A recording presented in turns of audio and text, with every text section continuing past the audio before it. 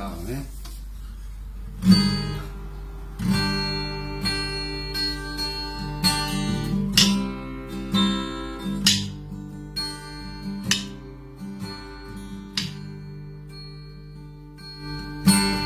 လူသားချီလိမဲ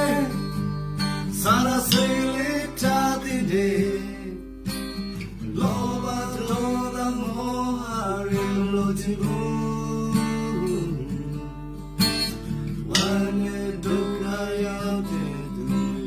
မင်းရဲ့လက်ချီအောင်လောကကြီးကမတရားဘူးလေလားစာရစိလေးများမေဝါနဲ့